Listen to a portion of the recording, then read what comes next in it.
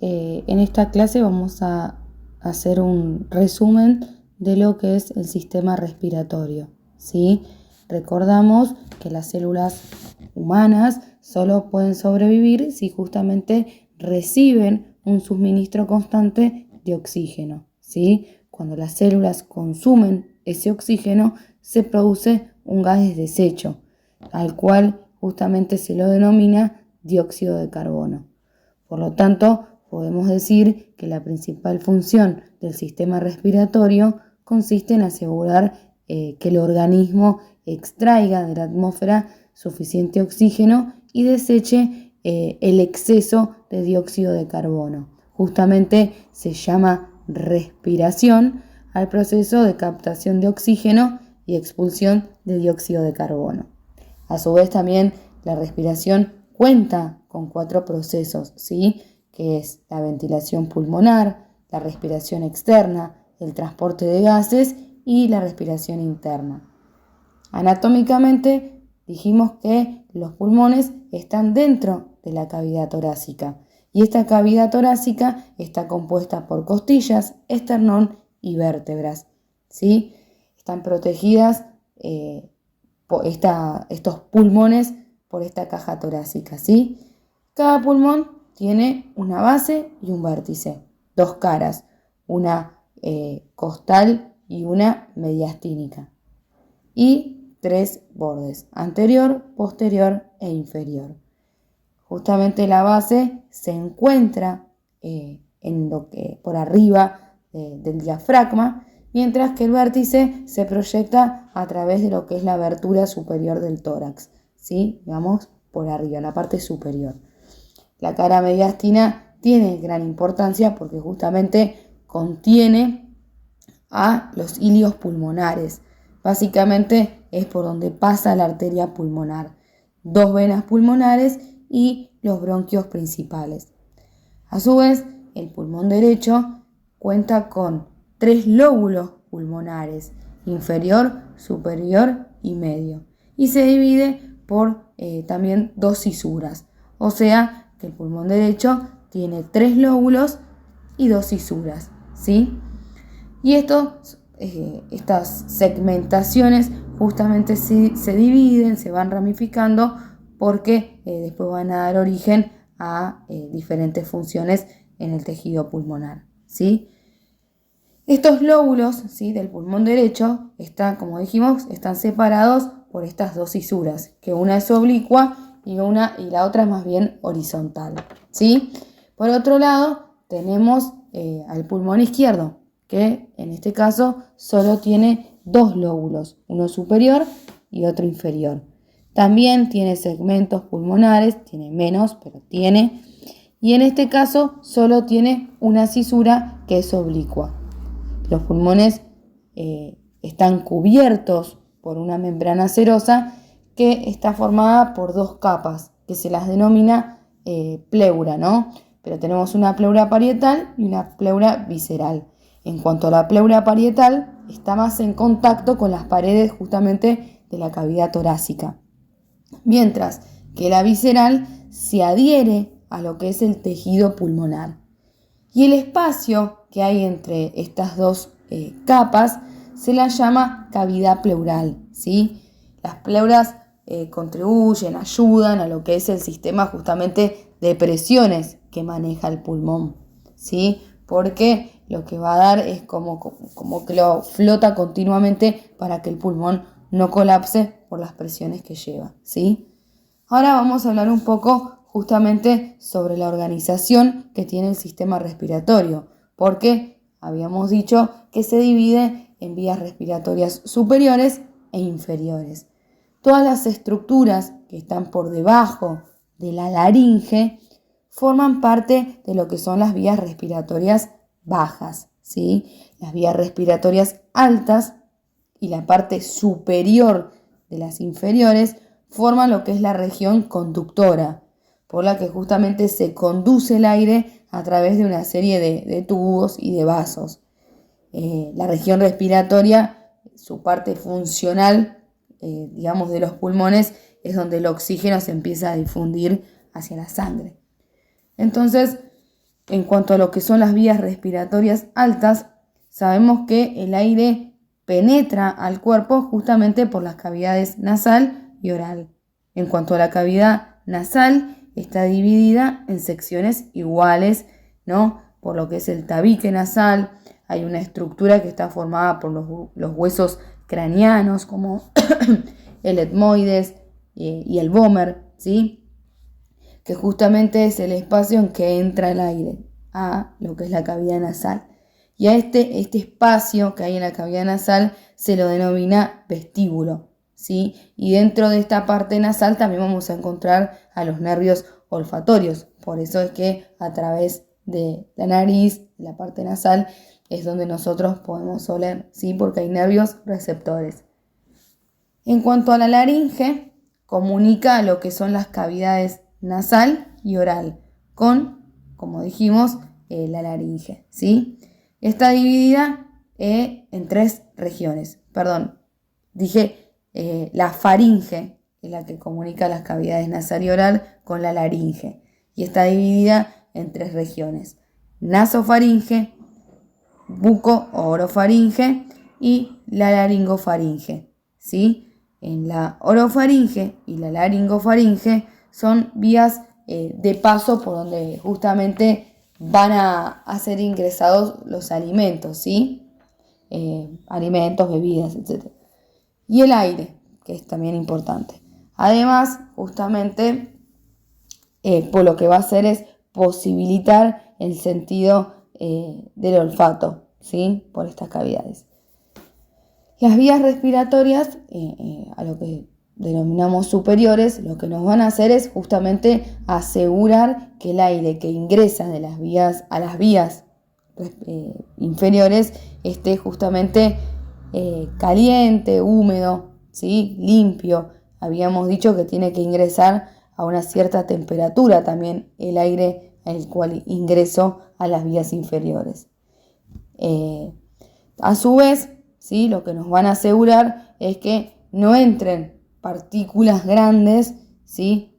A través de justamente la vellosidad que nosotros tenemos en la parte nasal, ¿sí? Junto con el moco, porque tenemos como una especie de membrana mucosa que lo que va a hacer es dejar en esta cavidad lo que no debe entrar al pulmón, ¿sí? Después también habíamos hablado de que el moco, ¿no? Lo que va a hacer es atrapar justamente cualquier partícula de polvo que haya pasado, ¿sí? Y después justamente es impulsado y hay personas, por lo general los niños, suelen deglutirlos o se expectoran, ¿sí? La faringe también contiene 5 amígdalas, las 2 que vemos cuando abrimos la boca, que justamente son las amígdalas palatinas, y detrás de la lengua que están las amígdalas linguales, ¿sí? Y la faringia. Se ubican justo en lo que es la parte superior de la pared de la faringe. Las amígdalas son nódulos linfáticos que forman parte del sistema de defensa de nuestro cuerpo, ¿sí? Ahora vamos a lo que son las vías respiratorias inferiores, la cual justamente incluye a la laringe, a la tráquea, a los bronquios primarios, tenemos derecho e izquierdo, y todos los componentes de ambos pulmones. La tráquea y la laringofaringe se comunican a través de la laringe, y el resto de las vías respiratorias inferiores se dividen como en ramas, ¿sí? De tubos conectores justamente de aire. Por eso habrán escuchado que se lo denomina árbol bronquial a lo que son las vías respiratorias bajas, ¿sí? En lo que es la laringe, ¿sí? Tiene piezas de tejido así como cartilaginoso, ¿sí? 3 son unitarias y 3 pares. En cuanto a las unitarias, justamente está el cartílago tiroides, la epigliotis y el cartílago cricoides. En el cartílago tiroides justamente se le da el nombre común como la manzana de Adán, que es donde a los hombres, es donde más se les pronuncia, ¿sí? Y junto con lo que es el cricoides, lo que van a hacer es proteger a las cuerdas vocales. Estos dos cartílagos están unidos por un ligamento cricoideo, que es el que hace referencia cuando hacemos una traqueostomía de urgencia. Ahí es donde se debe hacer, ¿sí? En cuanto a la epiglotis, tenemos que saber que es una estructura de cartílago, más bien elástico, que justamente consiste en proteger a las vías respiratorias contra el ingreso de lo que es alimentos y agua o alguna bebida cuando deglutimos, ¿sí? La epiglotis lo que hace es bloquear la entrada que va a la laringe para que los alimentos sean derivados a lo que es el esófago, ¿sí? Para justamente evitar una broncoaspiración. Actúa como una tapita. Por último, también tenemos lo que serían los cartílagos pares, que ahí incluyen en el movimiento de la mucosa de las cuerdas vocales, que es lo que nos generan la voz. En cuanto a la tráquea, justamente es un vaso tubular que lleva aire de la laringe hacia los pulmones. Y la tráquea y los bronquios también contienen receptores que lo que van a hacer es estimular a la tos para impulsar hacia afuera las partículas que considera invasoras nuestro organismo, ¿sí? Después tenemos al propio árbol bronquial, ¿sí? Los pulmones, habíamos dicho que tiene secciones donde se divide en lóbulos y cisuras. Recordamos que el pulmón derecho contaba con 3 lóbulos y 2 cisuras y el pulmón izquierdo tenía 2 lóbulos y una cisura. Cada pulmón estaba rodeado por lo que eran las pleuras y ambas pleuras están separadas por el espacio pleural, que justamente contienen un líquido lubricante dentro de los pulmones porque lo que va a permitir justamente que habíamos mencionado que el pulmón no colapse, porque siempre tiende a colapsarse. Tenemos una sustancia, ¿sí?, llamada el surfactante, que lo que va a ayudar es a que el pulmón no colapse. Es una sustancia que la producen los neumocitos tipo 2 y ayudan justamente a que el pulmón no colapse. También tenemos los bronquios primarios, que se dividen a su vez en bronquios secundarios, y estos secundarios a su vez se dividen en bronquios terciarios y van formando una red de bronquiolos que dan origen a bronquiolos terminales. Después, en cuanto a lo que es también los bronquios terminales, nos van a dar una serie de bronquios respiratorios que lo que generan es varios conductos alveolares. Las vías respiratorias terminan justamente en los alvéolos, que se agrupan para formar a los sacos alveolares. La transferencia, digamos, de oxígeno del aire a la sangre en esta región alveolar es donde se produce la hematosis, que la hematosis es el intercambio gaseoso. Las vías respiratorias, desde la tráquea hasta los bronquios respiratorios, forman la región conductora pulmonar, pero la propia respiración se produce en los alvéolos en el proceso de la hematosis, ¿sí?, en ese intercambio gaseoso. En cuanto a la irrigación sanguínea, como mencionamos recién, las regiones conductoras y respiratorias de los pulmones reciben sangre de distintas arterias. La sangre desoxigenada llega a los alvéolos para reoxigenarse. Regresa al corazón izquierdo por una de las 4 venas pulmonares. La región pulmonar conductora recibe sangre oxigenada de capilares que nacen en las arterias bronquiales, que están en la aorta. Entonces, se llama respiración al proceso de intercambio de oxígeno y dióxido de carbono entre la atmósfera y las células del cuerpo. Recordamos que mencionamos que la respiración tiene 4 fases. La ventilación pulmonar, que básicamente se relaciona con el ingreso del aire a los pulmones y su salida de los pulmones. Después tenemos la respiración externa, que es la forma en que el oxígeno se difunde de los pulmones al torrente sanguíneo y el dióxido de carbono se difunde de la sangre a los pulmones. Después tenemos lo que es el transporte de gases, que es la manera en que el oxígeno y el dióxido de carbono son transportados entre los pulmones y los tejidos corporales.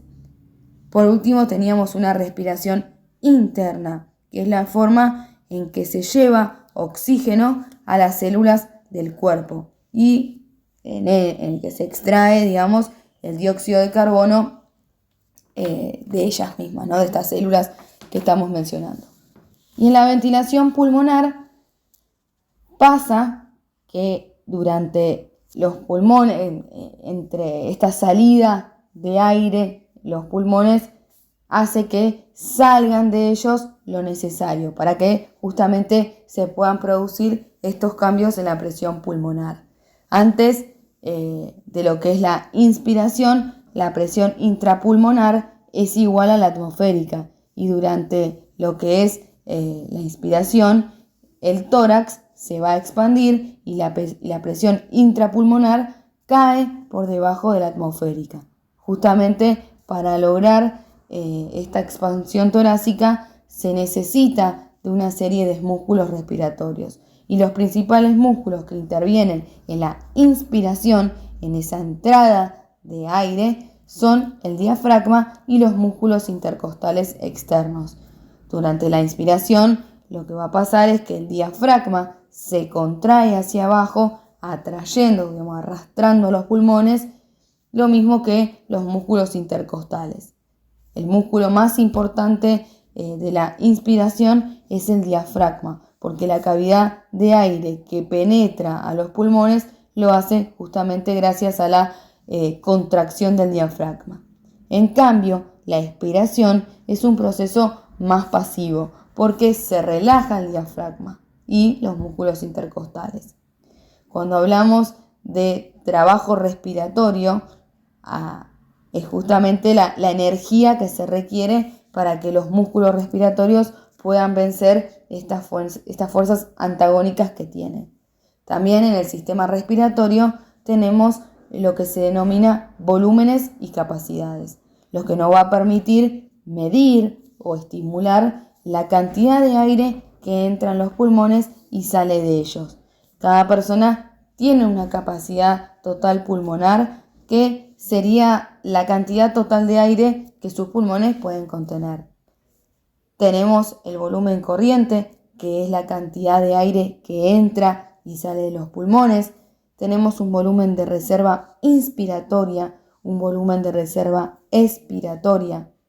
Y todo esto, ¿quién lo controla la respiración? Bueno, también es parte de los centros respiratorios, los cuales controlan esta frecuencia y la van a profundizar, a estas vías dependiendo de lo que se necesite también respirar, ¿no? En el caso de que tenga que hacer, no sé, una inspiración forzada o una expiración forzada, van a actuar estos centros respiratorios, ¿sí? Y los encontramos en lo que es el tronco encefálico, ¿sí? Conocido como el bulbo raquídeo, que les había dicho que si bien controla esta respiración en los procesos de expiración, inspiración forzada, porque estoy forzándolo, va a profundizarse más, también lo controla cuando estamos durmiendo, que hay alguien que está controlando esta respiración.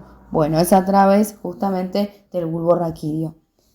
En cuanto a este transporte de oxígeno, sepan que quien lo transporta es la hemoglobina. Con esto damos por finalizado el resumen de lo que fue la clase de respiratoria.